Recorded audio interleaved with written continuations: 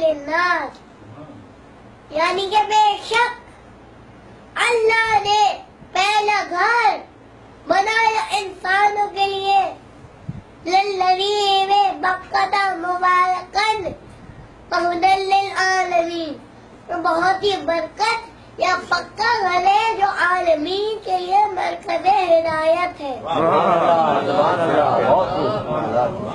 عالم کہتے ہیں ایک دنیا یا ایک جہان یا ایک ورلڈ، اور عالمین مانے ساری دنیا یا سارے جہان یا سارے ورلڈ۔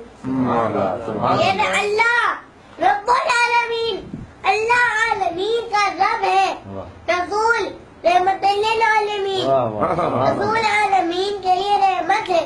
اسی طرح کعبہ ہدی للعالمین، کعبہ عالمین کے لیے مرکز ہدایت ہے۔ آواز بلند تلاوت۔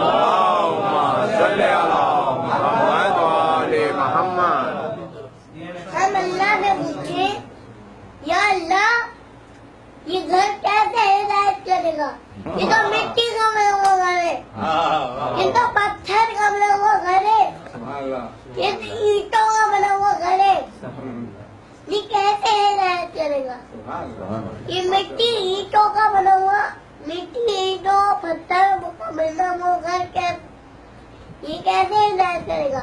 نہ تو یہ بول سکتا ہے، نہ تو بتا سکتا ہے، ارے کیا بات ہے، نہ تو سن سکتا ہے، یہ کیسے ہدایت کرے گا؟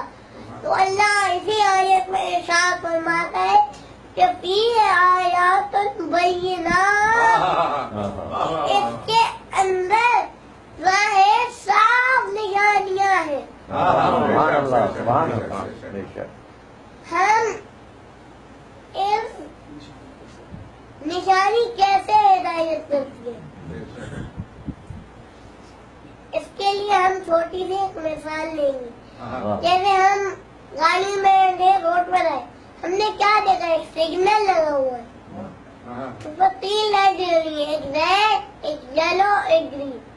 جیسے یلو لائٹ جلتی ہے تو ساری گاڑیاں رک جاتی انتظار کرتی، اور جیسی ریڈ لائٹ جلتی ہے تو ساری گاڑیاں رک جاتی ہیں، اور جیسے گرین لائٹ جلتی ہے تو ساری گاڑیاں چلنے لگتی ہیں۔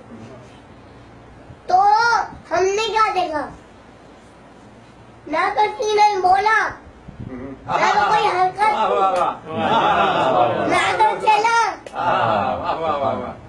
لیکن اس نے اپنے اشاروں سے سمجھا دیا کہ کب رکنا ہے، کب چلنا ہے، اور کب انتظار کرنا ہے۔ اسی طرح کعبہ بھی ہدایت کرتا ہے۔